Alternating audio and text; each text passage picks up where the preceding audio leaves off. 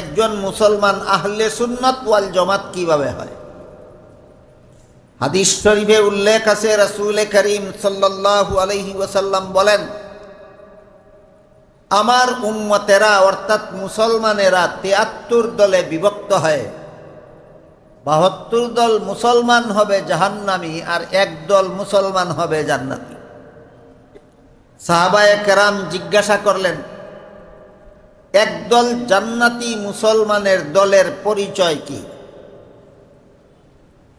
৭২ দল মুসলমান কোন দোষের কারণে জাহান্নামী হবে আর একদল মুসলমান কোন গুণের কারণে জান্নাতি হবে? এই প্রশ্নের জবাবে রাসূল যেই কথাটা বলেছিলেন, মা আনা আলাইহি ওয়া আসহাবি, এর মর্ম হলো আমার মুসলমান উম্মতের ৭২ দল ইমানে মুফাসসালের ৬ কথা বিশ্বাস করবে ঠিক, কিন্তু সহি ব্যাখ্যা মতো বিশ্বাস করবে না, বিশ্বাস করবে মন গড়া ব্যাখ্যা মতো। ৬ কথা বিশ্বাস করার কারণে মুসলমান থাকবে, কিন্তু মন গড়া ব্যাখ্যার কারণে জাহান্নামে যাবে। এখানে দুইটা কথা লক্ষ্য করার মতো। ৭২ দল জাহান্নামীদেরকেও মুসলমান বলা হয়েছে। এরা মুসলমান কেন? ৬ কথা বিশ্বাস করার কারণে। জাহান্নামী কেন? ৬ কথা সহি ব্যাখ্যা মতো বিশ্বাস করে না, বিশ্বাস করবে মন গড়া ব্যাখ্যা মতে। এই কারণে ৭২ দল মুসলমানকে আল্লাহ রাসূল জাহান্নামী বলেছে।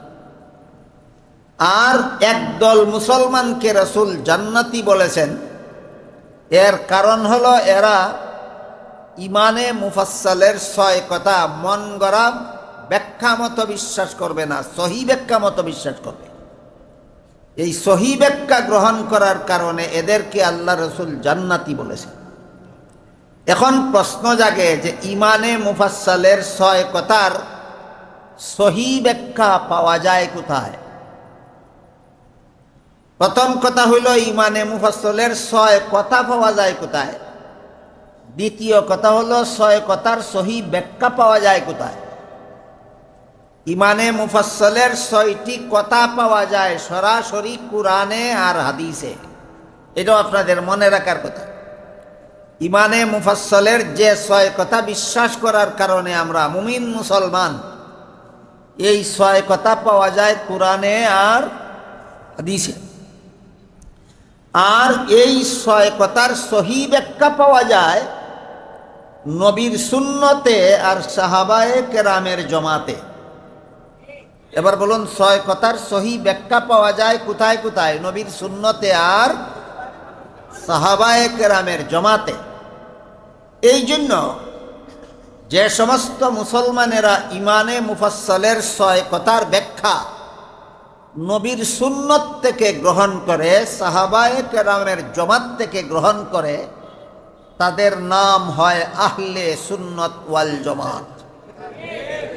এবার বুঝে থাকলে বলুন, আহলে সুন্নত ওয়াল জামাত কি গায়ের জুড়ে হওয়া যায়? না চাপার জুড়ে হওয়া যায়? না দুইটা আদর্শ মানার কারণে হওয়া যায়? একটা আদর্শ হইল নবীর সুন্নত আর একটা আদর্শ হলো সাহাবায়ে কেরামের জমাত।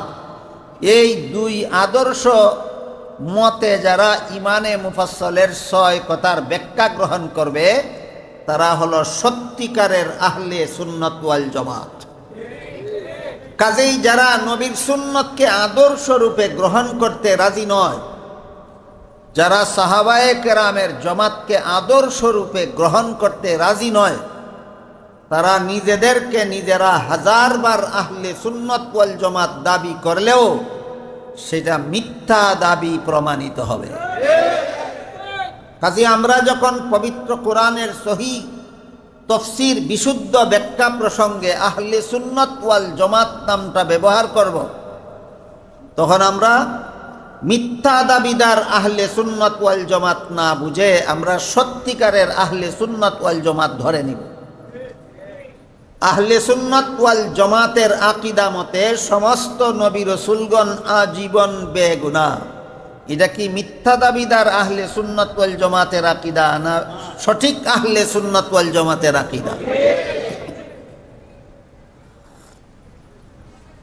সঠিক আহলে সুন্নাত ওয়াল জামাতের আকীদা মতে সমস্ত নবী রাসূলগণ আজীবন বেগুনাহ। যেহেতু আল্লাহ সমস্ত নবীগণের বেলায় একটা সামগ্রিক মূলনীতি নির্ধারণ করে দিয়েছেন, লা ইয়ানালু আহদিজ জালিমিন, আমার দেওয়া নবুয়তের পদ কোনো গুনাহগারকে দেওয়া হয় না।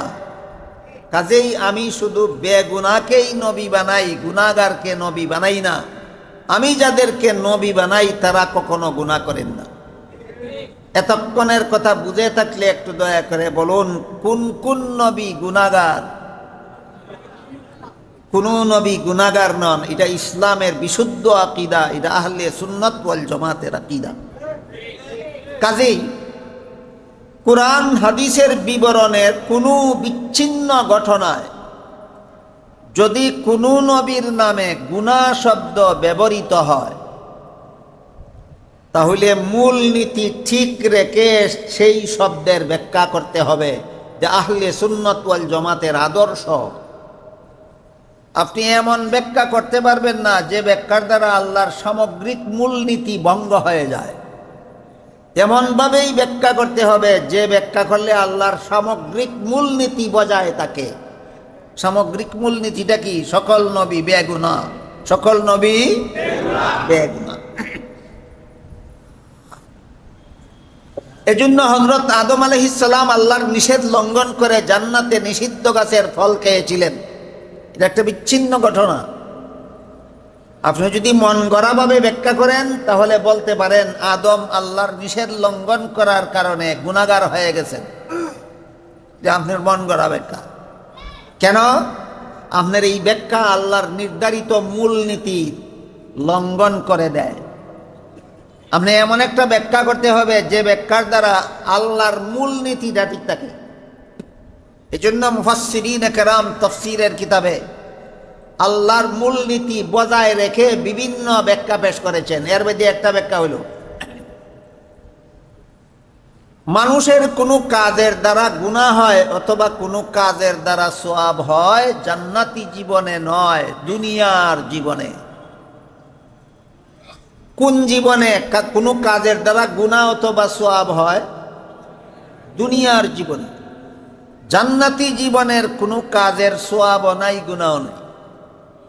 আদম নিষিদ্ধ গাছের ফল খেয়েছিলেন দুনিয়ার জীবনে নয়, জান্নাতি জীবনে। কাজেই এই কাজের সাথে কোনো সওয়াবেরও সম্পর্ক নাই, কোনো গুনাহেরও সম্পর্ক নাই। তাহলে ঘটনারও একটা ব্যাখ্যা পাওয়া গেল, আল্লাহর মূলনীতিটা অঠিক রইল।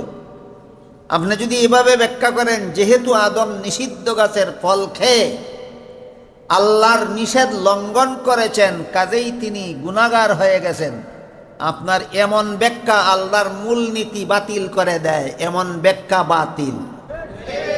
বুঝা থাকলে বলুন, আল্লাহর নীতি বাতিল না তোমার ব্যাখ্যা বাতিল?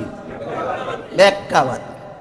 এই জন্য মুফাসসিরিন কেরাম তাফসীরের কিতাবে লিখেছেন, কোনো কোনো নবীর জীবনে যদি এমন কোনো বিচ্ছিন্ন ঘটনা পাওয়া যায় যার দ্বারা মন গড়াভাবে ব্যাখ্যা করলে নবীকে সত্য সত্যই গুনাহগার সাব্যস্ত করা যায়, তাইলে এই ব্যাখ্যা বাতিল ব্যাখ্যা গণ্য হবে। যেমন ব্যাখ্যা করলেন আল্লাহর মূলনীতি ঠিক থাকে, নবী বেগুনাহ সাব্যস্ত থাকেন, ওই ব্যাখ্যাটা হবে সহি ব্যাখ্যা। আর যে ব্যাখ্যার দ্বারা নবীকে গুনাহগার সাব্যস্ত করা হয়, এই ব্যাখ্যা হবে বাতিল ব্যাখ্যা। কাজেই নবীগণের বেলায় যে যত ব্যাখ্যা করুক, আমরা ওই ব্যাখ্যা গ্রহণ করে নেব যেই ব্যাখ্যার দ্বারা নবীগণ গুনাহগার সাব্যস্ত হন না। যে ব্যাখ্যার দ্বারা নবীগণকে গুনাহগার সাব্যস্ত করা হয়, সেই ব্যাখ্যা আহলে সুন্নাত ওয়াল জামাতের মুসলমানের কাছে গ্রহণযোগ্য ব্যাখ্যা নয়, সেটা মন গড়া ব্যাখ্যা, বাতিল ব্যাখ্যা বলে গণ্য হবে। গেল নবীগণ সম্পর্কে একটা আলোচনা। ইয়াকুব আলাইহিস সালাম যে বললেন, তোমার পূর্বপুরুষদেরকে আল্লাহ যেভাবে নবী বানাইছিলেন, এই শব্দের মাধ্যমে আল্লাহ তোমাকে সুসংবাদ দিয়েছেন, তোমাকেও নবী বানাইবেন। আল্লাহ যে নবী বানাইবেন, নবী কাদেরকে বানান, এই ব্যাপার, এই মূলনীতিটা আমাদের মনে রাখা দরকার। আল্লাহ গুনাহগারকে নবী বানান না, আল্লাহ বেগুনাহকে নবী বানান। আর একটা আলোচনা হইল নবী বানাবার ব্যাপারে। নবী আল্লাহ পাক রব্বুল আলামিন মনোনীত করে থাকেন। কেউ নিজের চেষ্টায় ইবাদত বন্দেগী করে নবী হতে পারেন না। নবী মানুষ ইবাদত বন্দেগীর মাধ্যমে চেষ্টা প্রচেষ্টার মাধ্যমে কেউ নবী হতে পারে না। একমাত্র আল্লাহ যাকে ইচ্ছা করেন তাকে নবী বানান। বুঝে থাকলে বলুন, নবী ইবাদত বন্দেগী চেষ্টার মাধ্যমে হওয়া যায় না, আল্লাহ যাকে বানান তিনি হন। আল্লাহ যাকে বানান তিনি হন। নবী কেউ চেষ্টা করে হইতে পারে না। আপনি দিন রাত 24 ঘন্টা যদি সংসারের কাজকর্ম বর্জন করে আপনি 24 ঘন্টা যদি ইবাদত বন্দেগীতে লিপ্ত থাকেন, তবু আপনি নবী হতে পারবেন না। নবী আল্লাহ যাকে ইচ্ছা তাকে বানান।